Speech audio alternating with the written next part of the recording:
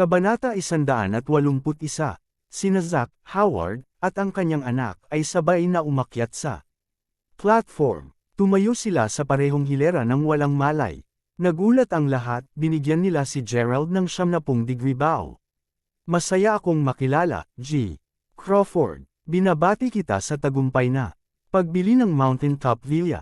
Panipi, sinabi nila ng magkakasabay, tulad ng napag-usapan nila ito, at nakipagkasundo muna. Isang malakas na putok ang narinig. Kaagad na sinabi nila iyon, tila isang malaking dagok ang itinapon sa karamihan ng tao, at laking gulat nila. Ginoo Crawford. Kaya't lumalabas na siya si G. Crawford. Panipi, Diyos ko, siya ba si G. Crawford na mula sa Mayberry?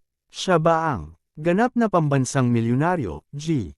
Crawford? Panipi, napanganga sila sa sorpresa at kaguluhan. Ano, G. Crawford? Kaya si Gerald ay si G.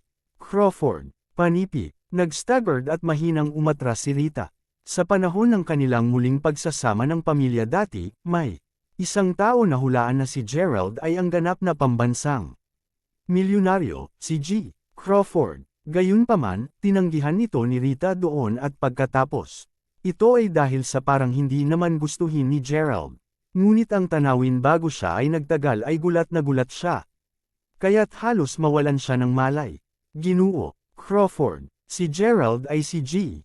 Crawford. Kudlit. Hindi nakakagulat na wala sa kanya ang $100 milyong. Hindi man siya nagulat nang hawakan niya ang marangyang kotse na nagkakahalaga ng halos $2,000. Ito ay sapagkat siya ay isang prestihiyoso at mayaman na kabataan. Si G.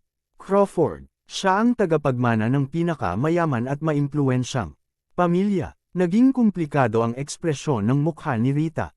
Napuno siya ng matinding panghihinayang. Kasabay nito, lumala ang ekspresyon ng mukha ni Wyatt. Nagsisisi din siya. Ilang sandali pa, nais ni G. Crawford na makipagkamay sa kanya. Ngumiti pa siya sa kanya. Iyon ay isang magandang pagkakataon para sa kanya na makalapit sa mga mayayamang tao at makakuha ng ilang mga benepisyo mula rito. Ngunit ano ang ginawa niya?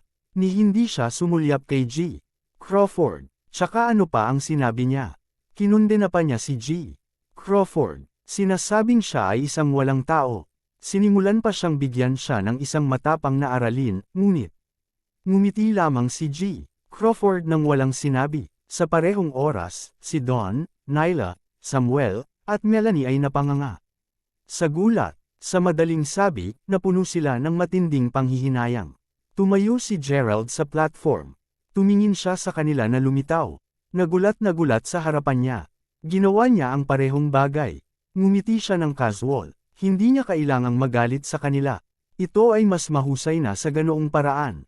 Ito ay mas mahusay kaysa sa matalo sila ng masigla. Napatingin si Gerald kay Rita sa tabi niya.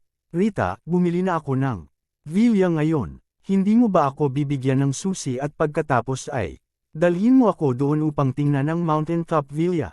Panipi, ako, oo, G. Crawford. Sinabi ni Rita na may labis na paghihirap. Ni hindi niya alam kung paano niya dapat tugunan si Gerald. Tumalikod siya at dinala sila. Hindi nagtagal, narating nila ang paanan ng bundok kung nasaan ang Mountaintop Villa. Rita, gusto rin naming pumunta. Maaari mo bang pakiusapan si G. Crawford at hilingin sa kanya na isama kami? Panipi, dalawang magagandang babae, si Don at Nyla ay sumugod sa kanila ngayon. Nang marating nila si Rita, sinadya nilang palakasin ang pagsasalita upang mapakinggan lamang sila ni Gerald at mapagtanto na nagsisi talaga sila sa kanilang ginawa. Ni hindi nila alintana ang malalim na kahihiyan na sumikop sa kanila noong ginawa nila ito. Wala silang pakialam dito. Ang pinakamahalagang bagay ay kinakailangan nila upang masiyahan si G. Crawford upang patawarin niya sila. Naniniwala sila na makakakuha sila ng isang bagay mula doon. Kahit na baka hindi humanga sa kanila si G.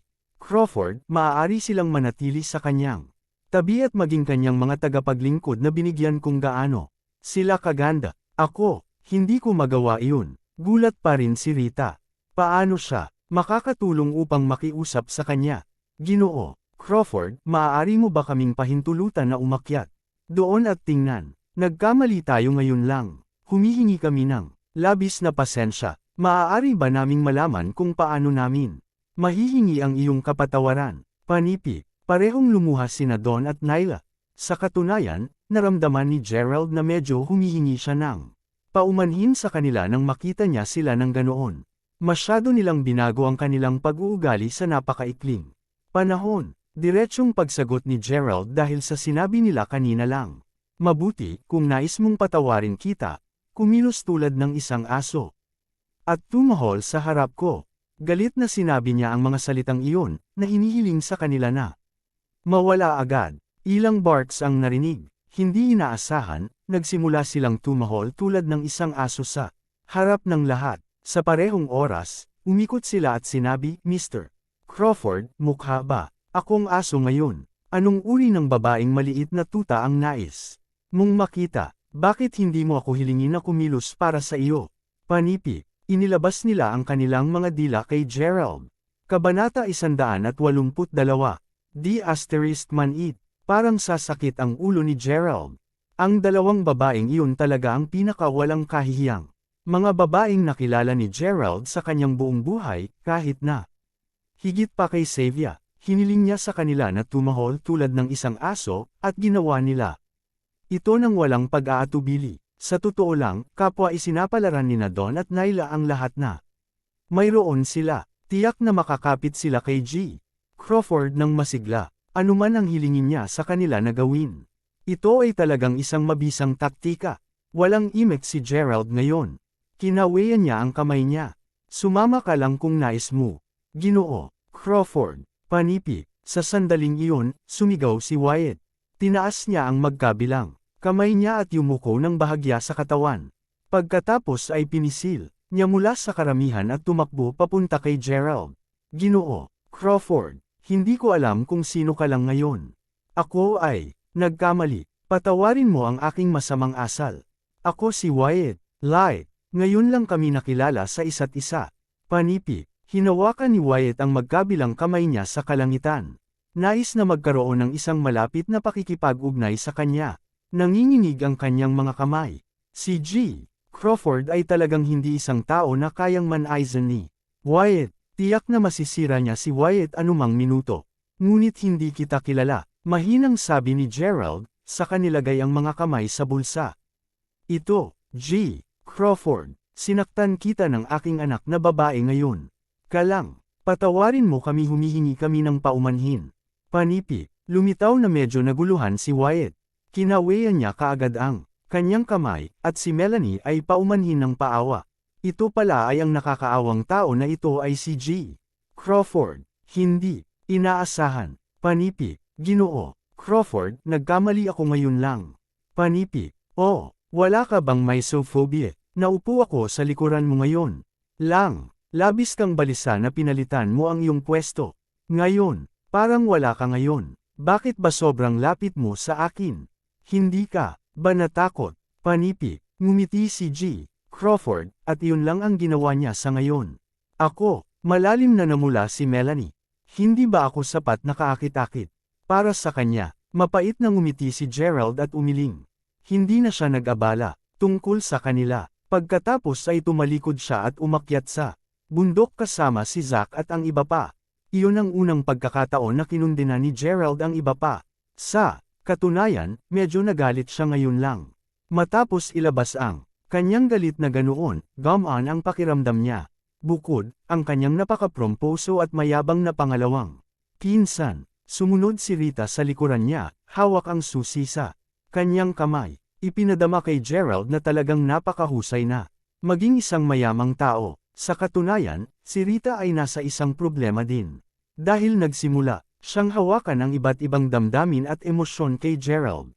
Sa oras na iyon, pakiramdam niya ay lumitaw si Gerald na medyo gwapo, sobrang galit. Napahiya si Rita ng malalim, ngunit alam niya na ito ay isang magandang bagay. Ito ay dahil parang mayroong isang bagong pagkakataon para sa kanya pagkatapos ng lahat, nakasal sa isang mayamang pamilya. Sa nakikita niya, hindi lumitaw na kinamumuhian siya ni Gerald.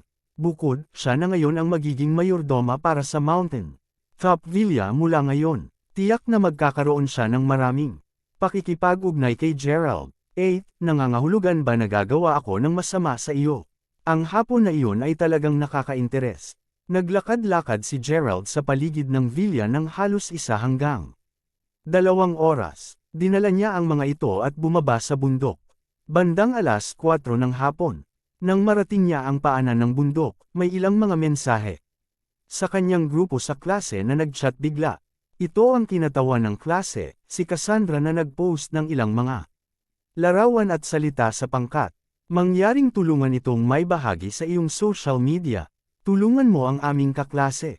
Ang kanyang nakababatang kapatid na babae ay may malubhang karamdaman, at hindi rin siya makakakuha ng pera. Mangyaring magbigay ng ilang pera at tulungan silang malutas ang isyong ito. Pinahahalagahan ang iyong kabaitan. Panipi. Sa unang tingin, napagtanto ng isa na si Cassandra ang siyang namamahala sa pagbaril ng mga litrato at pagsulat ng nilalaman.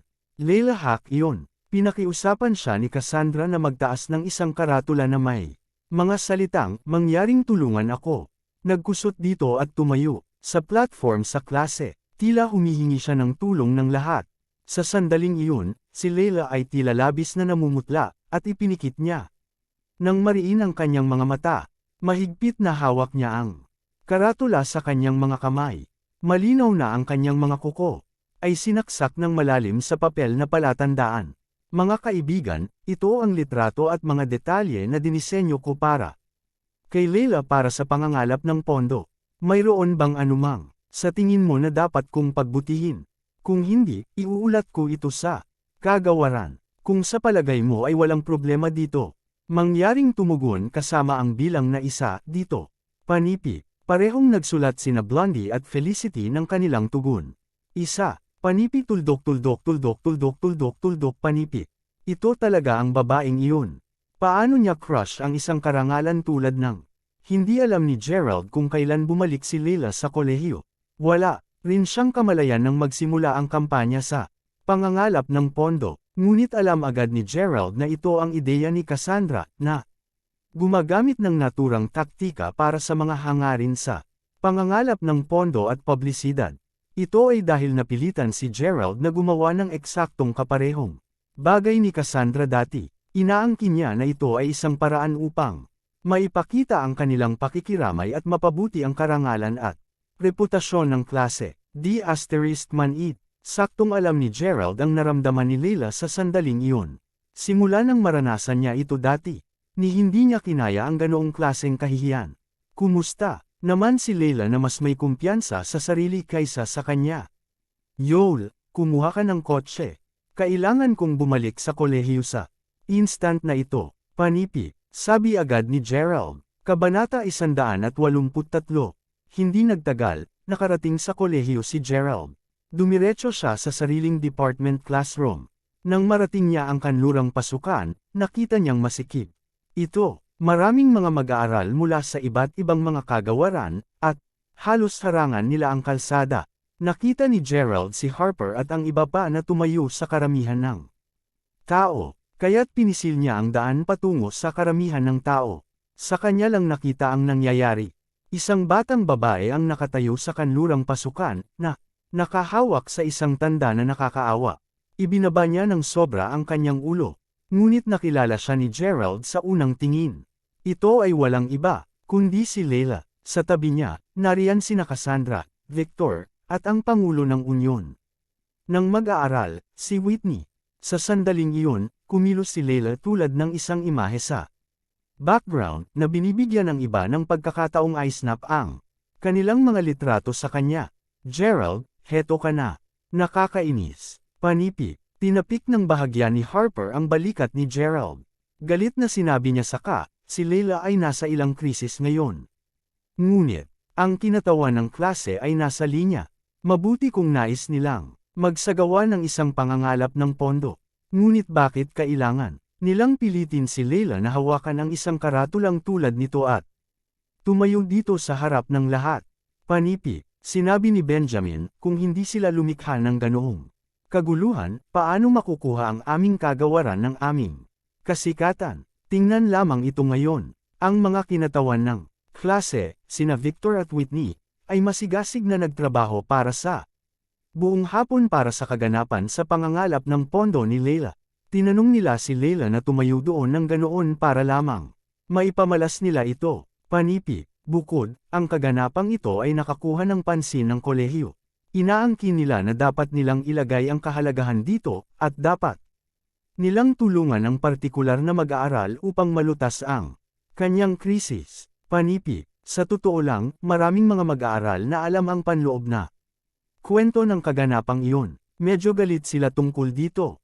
Ang iba na hindi alam ang nangyari ay magkakaroon ng isa pang uri ng pag-iisip. Tingnan mo lang siya, nakakaawa siya, naubos ang pera ng kanyang pamilya, kaya't higit pa siyang handang tumayo sa harap ng lahat, sinusubukan ang kanyang makakaya upang makalakam ng pondo para sa kanyang nakababatang kapatid upang ang kanyang sakit ay gumaling. Panipi, nakakaawa siya, kaya marami sa kanila ang handang magbigay ng ilang pera para sa kanya, ngunit para sa mga nakakaalam ng panloob na kwento ay ganap na may kamalayan sa katotohanan na ang lahat ay pinlano at inayos ni Cassandra. May nangyari sa umaga, bumalik si Leila sa kolehiyo at humingi ng tulong kay Cassandra. Sa huli, naisip ni Cassandra ang ganoong plano para sa kanya. Kung tumanggi si Leila na gawin ito, hindi niya siya tutulungan sa iba pangkahilingan. Ginoo, Zack, heto ka. Panipi, nakipagkamay si Cassandra sa isang nasa edad na kalbo na direktor. Pagkatapos nito, ang direksyong nasa edad na iyon ay naglabas ng kanyang donasyon, $200 at inilagay ito sa kahon ng donasyon. Ginoo, Zack, kumuha tayo ng litrato sa pangkat. Panipi, oo naman. Narinig ang tunog ng mga shooter. Kumuha sila ng litrato sa pangkat. Hoy, Tyler, Max, narito ka. Panipi, sa sandaling iyon, ang mga kaibigan ni Victor ay dumating din. Malambing na bati niya sa kanila. Ang mga kaibigan ay nagmula sa ibang kagawaran, at kaibigan sila sa unyon ng mag-aaral. Oo, pagkatapos, nagbigay din sila ng ilang daang pera. Di nagtagal pagkatapos nito, nag-snap sila ng ilang mga larawan ng pangkat doon. Pinanood doon ni Gerald ang buong eksena. Napagtanto niya na ang buong proseso ng donasyon ay may halos magkatulad na pamamaraan. Paano ito matawag na isang donasyon? Ito ay isang uri lamang ng palabas, nagpapakita ng karangalan ng isang tao. Kudlit, galit na galit si Gerald na namumutla ang mukha. Naawa siya kay Leila na ngayon ay mukhang walang pag-asa at desperado. Kasabay nito, naramdaman niya rin ang bahagyang pagkakasala. Siya ang unang nakakaalam na may mali sa pamilya ni Leila. Tiwala siya sa kanya at sinabi sa kanya ang tungkol dito. Bukod dito, pinayuhan niya siya at binigyan siya ng pag-asa. Ngunit para sa mga susunod na araw, hindi niya siya kayang tulungan upang malutas ang krisis na iyon sa oras. Iyon ang dahilan kung bakit inilagay siya sa isang mahirap na posisyon. Si Gerald ay hindi gaanong mabait at mapagbigay na tao. Ngunit sa tuwing may nakikita siyang eksenang ganoon, hindi niya maiwasang may isip ang tungkol sa kanyang sarili. Dahil sa naranasan niya ang parehong uri ng bagay dati. Hindi ko na ito hinayaang magpatuloy. Baka mawala pa sa pagnanasang mabuhay si Leila. Kudlit, sa pag-iisip tungkol doon, sumugod si Gerald sa karamihan ng tao. At itinulak palayo kay Victor, na kumukuha pa rin ng litrato sa pangkat. Inagaw niya ang karatula ni Leila at itinapon iyon. Gerald, ikaw, namamaos si Leila. Malinaw na maraming beses na siyang umiyak. Ngayon, Leila, hindi mo kailangang maging background para sa kanila. Kung nais nilang tulungan ka ng taos-puso, hindi nila gagawin sa iyo ang ganoong bagay. Tutulungan kita sa pera. Balik ka lang muna sa classroom. Panipi, galit na sabi ni Gerald. Maraming mabait na tao sa mundong ito. Kung ang isang tao ay nasa matinding kaguluhan, ang iba ay tiyak na magpapahiram ng kamay kung napansin nila ito. Ngunit paano nagagawa ang bagay na iyon nina Cassandra at Victor? Ginawang manipulahin mo ang pangyayaring ito at ginawang mabuti ang iyong sarili tungkol dito. Hindi mo talaga dapat gawin ang isang bagay na tulad nito. Panipi, Gerald, nagalit ka na ba? Panipi, galit na tinitigan ni Whitney si Gerald. Kailan siya naging matapang? Kabanata 184. Gerald, may kamalayan ka pa ba sa iyong pinag-uusapan ngayon? Dapat babalaan kita ngayon. Mawala agad. Kung hindi man, mapapatalsik ka. Panipi, labis na pinahalagahan ni Cassandra ang kanyang karangalan at katanyagan. Galit na galit siya nang marinig niya na kinokondena sila ni Gerald. Nang ganon, lalo pa si Victor. Kawawa ka lang na nakakaawang tao. Huwag makaramdam ng sobrang smug tungkol sa iyong sarili dahil lamang sa nagwagi ka sa isang loterya. Kung paano mo ako itaboy. Panipi. Pagkatapos, hinawakan ni Victor ang buhok ni Gerald at kinaladkad. Sa kanya sinampal ng diretso ang mukha ni Gerald. Si Victor ay tiyak na isang masamang ugali na tao. Galing siya sa isang mayamang pamilya. Kailan siya ginagamot ng ganoon? Bukod dito, hindi ganon kalakas si Gerald. Medyo masakit ang pakiramdam ni Gerald, sinampal niya. Huwag mo na siyang bugbugin. Victor, nagmamakaawa ako sa iyo. Huwag mo siyang bugbugin. Ayoko na ng donasyong ito. Huwag mo lang siyang bugbugin. Panipi, labis na takot si Leila. Sumugod siya patungo kay Victor at sinunggaban siya dahil nangyari ang insidente dahil sa kanya. Mawala ka, dalawang nakakaawa na mahirap na tao. Paano mo ako hinahawakan? Panipi, pasigaw na sigaw ni Victor. Nais pa niyang itapon ang sarili kay Gerald, binugbog. Isang malakas na putok ang narinig. Bigla, naramdaman ni Victor na ang kanyang paningin ay malabo at hinarangan ng isang bagay na itim. Isang pulang bagay ang nagmaterialize. Sa harap niya, na pinalaki ng dahan-dahan. Si Gerald yun. Kinuha niya ang isang brick mula sa tabi niya at hinampas ito ng husto sa ulo ni Victor. Gumamit si Gerald ng napakalaking puwersa. Nasira ang brick. Isang malakas na sigaw ang narinig. Hinawakan ni Victor ang kanyang ulo, nahulog sa lupa, at napapaungol sa matinding paghihirap. Binugbog niya siya. Ang iba naman ay sa sobrang takot. Parehong natakot sina Whitney at Cassandra sa kanilang katalinuhan. Napakasungit at ganid ni Gerald. Nako, pinalo ng mahirap na tao si Victor. Panipi, ayaw na niyang mabuhay. Hindi niya alam kung anong uri ng isang maimpluwensyang tao ang tatay ni Victor. Panipi, tapos na ang lahat. Hindi na siya makakatuloy sa kolehiyo na ito. Panipi, paano siya tatahimik? Kahit na paalisin siya ng kolehiyo, paano siya makakaya na manatiling buhay at umalis sa istasyon ng tren ng Mayberry? Panipi, ang iba naman ay laking gulat. Ito ay dahil mayroong ilang mga uri lamang ng mga tao sa mundong ito kung saan ang isang tao ay hindi kayang makagalit o maiinis. Kung hindi man, ang kanilang buong buhay ay masisira. Victor, ayos ka lang ba? D*man it. Kung gaano siya katapang nabugbugin ka.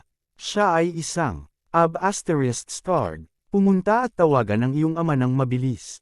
Patayin ang buong pamilya niya. Panipi, totoo yan, Victor. Hindi namin hahayaan na mawala ang B**** na ito. Panipi, Victor, nawalan ka ng maraming dugo. Di nagtagal, napalibutan siya ng isang pangkat ng mga kababaihan. Sinuportahan nila siya at tinulungan. Lumitaw na napuno sila ng labis na sakit. Bukod dito, galit na tinitigan nila si Gerald. Sa katunayan, sambahin nila si Victor ng malalim.